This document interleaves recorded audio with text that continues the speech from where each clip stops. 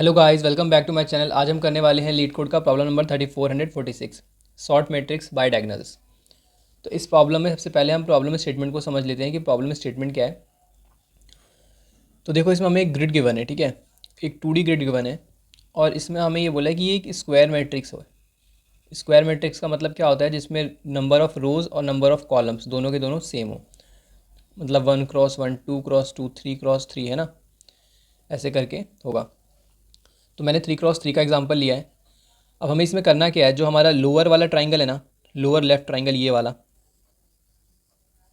आपको दिख रहा होगा, और तो हमें इसको क्या करना है, हमें इसको डायगनली सॉर्ट करना है डिसेंडिंग ऑर्डर में, ठीक है।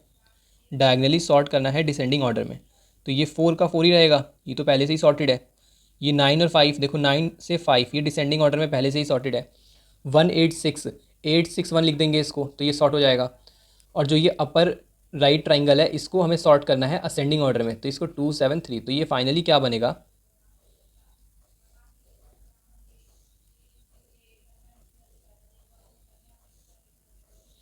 तो यहाँ पे 4 का 4 रहेगा और यहाँ पे हो जाएगा 9, यहाँ पे हो जाएगा 5, 126, तो देखो 6, सॉरी 186 है, तो यहाँ पे हो जाएगा 8, फिर 6, फिर 1, फिर 2 7, यहाँ पे हमने इसको असेंडिंग ऑर्डर में सॉर्ट किया और 3। तो अब इसको कैसे करेंगे, तो सॉर्ट करने का छोड़ते हैं, पहले हम ये देखते हैं कि इनको डायगनली हमें एक्सेस कैसे कर सकते हैं, ठीक है। तो देखो यहाँ पे 0,0, 0,1, 0,2, जब भी आपके पास ग्रिड का क्वेश्चन आता है तो आपको कैसे सोचना है, आपको हर एक सेल के कोऑर्डिनेट्स को लेकर सोचना है, ठीक है। क्योंकि हर एक सेल के कोऑर्डिनेट्स को लेकर अगर आप सोचोगे तो ज़्यादा अच्छी आप इंट्यूशन बना पाओगे, ठीक है। तो यहाँ पे आप एक चीज़ नोटिस करो कि यहाँ पे अगर हमें डायगनली चलना है तो कैसे चलेंगे।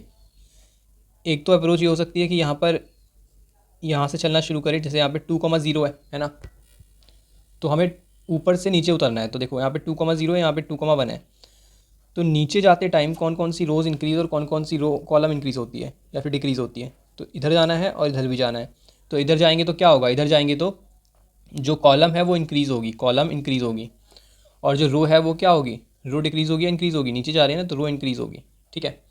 तो रो भी इंक्रीज़ हो रही है और कॉलम भी इंक्रीज़ हो रही है ऐसे जाते हुए, ठीक है।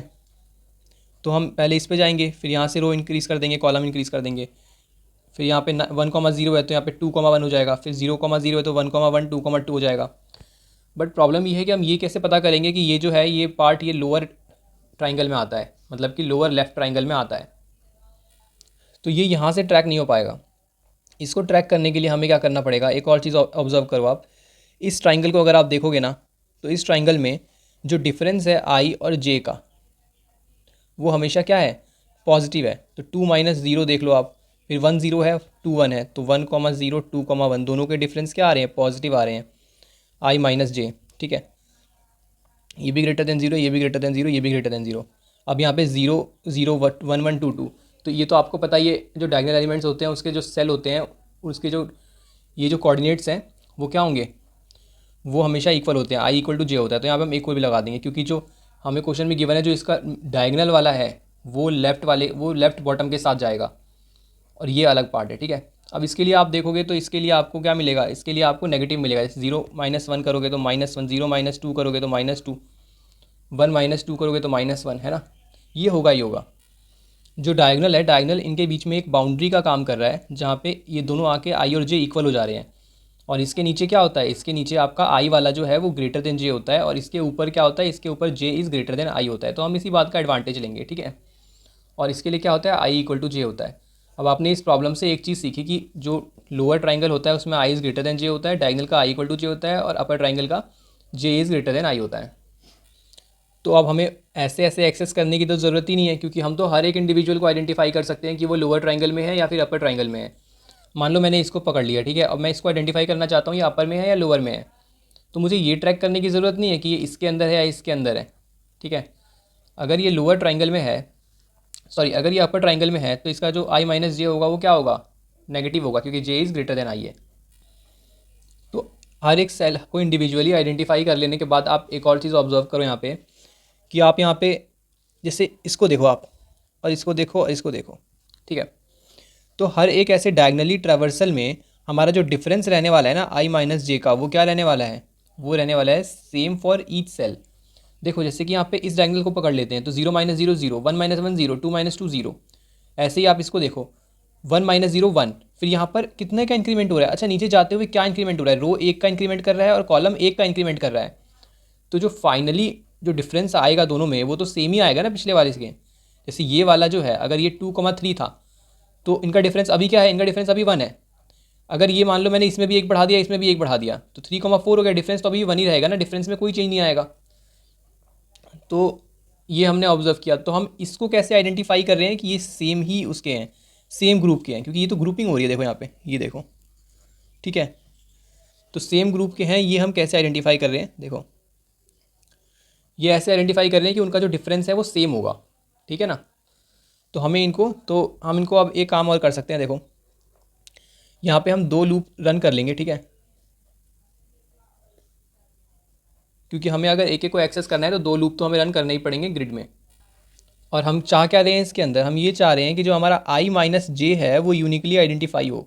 तो i माइनस जे अगर मेरा 1 हो, मान लो 1 हो तो एक लिस्ट बना लो और इसके अंदर उन सबको डाल दो जिसका जिसका i माइनस जे 1 है। अगर i माइनस जे 2 हो तो उन सबको डाल दो एक लिस्ट के अंदर जिनका i माइनस जे 2 है ना, यही तो चाह रहे हैं हम। और फिर इस लिस्ट को क्या करो, इस लिस्ट को हम बाद में सॉर्ट कर देंगे, सॉर्ट करने का तो बाद में देखेंगे, उसकी प्रॉब्लम नहीं है, पर अभी तो हम ये चाह रहे हैं। तो ये कैसे पॉसिबल हो सकता है, आप सोचो ये हम क्या कहाँ करते थे, ये हम मैप में करते थे, है ना। मैप में तो ये काम होता था कि आपको यहाँ पे जैसे मान लो हमारे पास एक की है ना, यहाँ पे की ही तो है ये की, और ये लिस्ट क्या हो गई, वैल्यू, की वैल्यू, ठीक है। तो यहाँ पे हम आई माइनस जे को एज अ की आइडेंटिफाई कर लेंगे और इसकी जो वैल्यू दे देंगे वो दे देंगे लिस्ट को, ठीक है, कि एक लिस्ट हो जाए। अब ये जितने भी आएंगे ना, जैसे मान लो यहाँ पे आया 1 माइनस 0 1, यहाँ पे आया 2 माइनस 1 1, तो जितने भी 1 आएंगे वो सबको हम क्या करते जाएंगे, उन सबको हम लिस्ट में डालते जाएंगे, ठीक है। और फिर जैसे ही हम देखेंगे कि ये ख़त्म हो गया, इसके अंदर अब नहीं है, तो हम क्या करेंगे, हर एक लिस्ट को सॉर्ट कर देंगे, ठीक है, हर एक लिस्ट को हम क्या करेंगे, सॉर्ट कर देंगे। बट आप एक और बात देखो, अगर हमें इसको फाइनली सॉर्ट ही करना है, अगर हमें इसको फाइनली सॉर्ट ही करना है तो हम लिस्ट में क्यों डाल रहे हैं, सॉर्ट करने के लिए तो हमारे पास प्रायोरिटी क्यों है ना, जो ऑलरेडी सॉर्टेड रखता है चीज़ों को, है ना। अगर आप लिस्ट में सॉर्ट करते हो तो आपको टाइम कॉम्प्लेक्सिटी लगेगी बिग O ऑफ के लॉग के, और अगर प्रायोरिटी क्यू में आप इंसर्ट करते रहते हो तो आपको हर इंसर्शन में जो जो टाइम कॉम्प्लेक्सिटी लगेगी वो लगेगी बिग O ऑफ लॉग के। सो हम प्रायोरिटी क्यू का यूज़ करेंगे, ठीक है।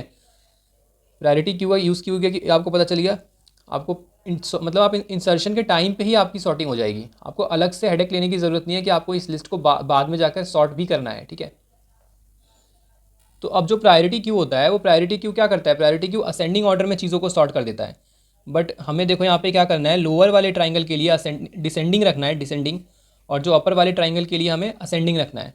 तो हम इसको कैसे अचीव करेंगे, अब प्रायोरिटी क्यू तो बाय डिफ़ॉल्ट क्या करता है, असेंडिंग में स्टोर करता है।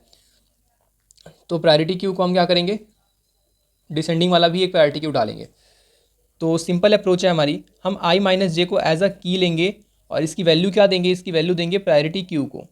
और प्रायोरिटी क्यू, और जहाँ भी आई माइनस जे जो है वो अगर ग्रेटर देन इक्वल टू 0 आता है, पॉजिटिव आता है, तो वहाँ पर कौन सा, वहाँ पे हमारा डिफ़ॉल्ट वाला प्रायोरिटी क्यू बनेगा एज अ वैल्यू। और अगर ये आता है आपका लेस देन 0, मतलब 0 से कम आता है ना, तो वहाँ पे हम क्या बनाएंगे, वहाँ पे हम डिसेंडिंग ऑर्डर वाला प्रायोरिटी क्यू बनाएंगे, कलेक्शंस डॉट रिवर्स ऑर्डर करके, ठीक है। तो हमें ये क्लियर है, ये भी क्लियर है, ठीक है। तो अब हमने क्या ले लिया, अब हमारे पास है आई माइनस जे को आइडेंटिफाई करते हुए हर एलिमेंट का डेटा हमारे पास है कि इसके पास एक प्रायोरिटी क्यू है और यहाँ पे इसका सॉर्टेड है, यहाँ इसके पास का प्रायोरिटी क्यू है और यहाँ पे ये सॉर्टेड है, ठीक है ना। हमारे पास आ चुका है 4 9 5 8 6 1 2 7 3, बट सारे अलग अलग हैं, पर हमें पता है कि आई माइनस जे वाला ही है वो। तो हम क्या करेंगे, हम फिर दोबारा एक और ट्रैवर्सल लगाएंगे अपने ग्रिड में और हर एक आई माइनस जे के लिए, है ना, मैप में से रिमूव करते रहेंगे, ठीक है। आई माइनस जे की वैल्यू है ना प्रायोरिटी क्यू, तो रिमूव करते रहेंगे और किस में डालेंगे, मैट्रिक्स आई जे में। तो अब देखते हैं हम इस लॉजिक को कोड में कैसे इंप्लीमेंट कर सकते हैं। तो हमारे पास हमने एक मैप बना लिया है, ठीक है, इंटीजर और प्रायोरिटी क्यू का क्यू बनाया वो मैं आपको बता चुका हूँ, ठीक है, न्यू हैश मैप। आपको सोल्यूशन जानने से ज़्यादा इंपॉर्टेंट ये होना चाहिए कि आप उस सोल्यूशन तक खुद कैसे पहुंच सकते हो, आप उस सोल्यूशन को कैसे अप्रोच कर सकते हो। इससे क्या होगा, आप एक क्वेश्चन ही, इससे रिलेटेड बहुत सारे क्वेश्चन कर पाओगे। तो यहाँ पे मैंने 2 फॉर लूप रन किए हैं, ठीक है, और ठीक है, नॉर्मली फॉर लूप है i equal to 0 to n तक, j equal to 0 to m तक। m यहाँ पे नहीं आएगा, यहाँ पे n ही आएगा, ठीक है, क्योंकि दोनों की जो साइज़ है वो n है। और यहाँ पे हमने अपने मैप फंक्शन का यूज़ कर लिया है, मैप डेटा स्ट्रक्चर का, कि अगर उसके अंदर नहीं है, कुछ भी नहीं है, तो उसके अंदर एब्सेंट है तो डाल दो। ठीक है, क्या डालना है, आई माइनस जे, यहाँ पे टर्नरी ऑपरेटर यूज़ किया है, ये क्वेश्चन मार्क और ये सेमीकॉलन। क्यों, क्योंकि i minus j is less than 0 अगर ट्रू है तो ये डालो, अगर फॉल्स है तो ये। ठीक है ना, तो यहाँ पे i minus j is less than 0 है, तो हमने चेक कर लिया ये वैल्यू अगर ट्रू है तो ये हो जाएगा, है ना, और अगर फॉल्स है तो ये हो जाएगा। क्योंकि जो हमारी जो ग्रिड होती है उसका जो ये वाला पार्ट होता है वो उस पर क्या होता है, उसमें जो आता है उसमें पॉजिटिव आता है, और ये वाला पार्ट होता है उसमें नेगेटिव आता है। ठीक है, क्यों, क्योंकि यहाँ पे होता है जे इज़ ग्रेटर देन आई। ठीक है, नहीं, यहाँ पे जे इज़ ग्रेटर देन आई ही होगा, और यहाँ पर आई इज़ ग्रेटर देन जे होगा। ठीक है, ठीक है, तब यहाँ पे आई माइनस जे करने पे क्या आएगा, पॉजिटिव आएगा। इसके बाद देखो, इसके बाद मैप में हमने इसको पुट कर लिया, इस वाले इसको की मान के, और इसके अंदर अपने ग्रिड की वैल्यू को डाल दिया, तो हमारे पास वही आ गया है। क्या आ गया है हमारे पास, यहाँ पे हमारी की है और इसके पास एक प्रायोरिटी क्यू है, और यहाँ पर इसका सॉर्टेड वैल्यू आ गया है, फिर की है, फिर ऐसे प्रायोरिटी क्यू है, इसके पास इसका सॉर्टेड वैल्यू आ गया है। तो यहाँ पे हमने एक और फॉर लूप को रन कर लिया है, और हर एक एलिमेंट पर अब यहाँ पे क्या कर रहे हैं, अब हम ग्रिड के अंदर ओवरराइट कर रहे हैं। ठीक है, तो आई माइनस जे डॉट पोल, पोल क्यों करते हैं, निकालने के लिए। आप यहाँ पे रिमूव भी यूज़ कर सकते हो। तो हमने यहाँ से एक एक करके की में से एक एक करके वैल्यू को गेट कर लिया प्रायोरिटी क्यू में से, और इसके अंदर डाल दिया। तो अब देखते हैं एक बार इसको ड्राई रन करके कि ये कैसे काम कर रहा है।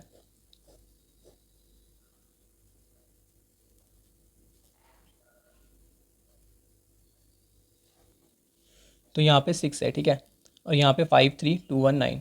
तो हमने क्या किया, हम यहाँ से आए, हमने बोला यहाँ पे क्या, यहाँ पे 0 माइनस 0 है, तो मेरी 0 वाली की यहाँ रहेगी, और यहाँ पे क्या पॉसिबल है, 0 1 और -1। तो 0 पे आ गया, 0 पे आएगी 2 पैरिटी क्यू के अंदर। फिर यहाँ पे आएंगे, यहाँ पर क्या होता है, यहाँ पर होता है 0,1, तो यहाँ पे -1 वाला फिल होगा, और यहाँ पे आ जाएगा 4। ठीक है, और यहाँ पर आएंगे तो 0,2 होगा, तो 0 -2 -2 -2 के लिए यहाँ पे 3 फिल होगा। ठीक है, ऐसे यहाँ पर आएंगे तो यहाँ पर क्या है, यहाँ पे है 1,0। ठीक है, तो 1 - 0 1, तो यहाँ पे 5 फिल हो जाएगा। फिर यहाँ पे है, यहाँ पे आएंगे, यहाँ पे है 1,1, तो ये 0 यहाँ पे 1 फिल हो जाएगा। और फिर यहाँ पे हमारा आएगा 10, 10 किस में है, 10 है यहाँ पे 2, सॉरी यहाँ पे है 1,2, तो 1 - 2 -1 -1 के अंदर आएगा, तो यहाँ पे आ जाएगा 10। यहाँ पे जैसे ही 10 आएगा ना, तो ये जो इंसर्शन हो रही है इस क्यू के अंदर, तो ये नॉर्मल क्यू तो नहीं है, प्रायोरिटी क्यू है, तो ये कैसा हो जाएगा, ये 10,4 होगा। ठीक है, और यहाँ पर 1 इधर आ जाएगा, 2 इधर आ जाएगा। ठीक है ना, बट यहाँ पे देखो हमने 0 के लिए 1 के लिए क्या किया है, यहाँ पे 0 और 1 के लिए हमने असेंडिंग ऑर्डर डिसाइड किया है। ठीक है, ग्रेटर देन 0 के लिए हमने नहीं, ग्रेटर देन 0 के लिए हमने डिसेंडिंग ऑर्डर को डिसाइड किया है। तो यहाँ पर आएगा, यहाँ पे 2 आएगा, और यहाँ पे आएगा 1। ठीक है ना, और यहाँ पे हमने नेगेटिव्स के लिए क्या किया, असेंडिंग ऑर्डर को डिसाइड किया है। तो यहाँ पर आ जाएगा 4,10। ठीक है, और -2 के लिए क्या होगा, -2 के लिए ये तो 3 का 3 ही रहेगा।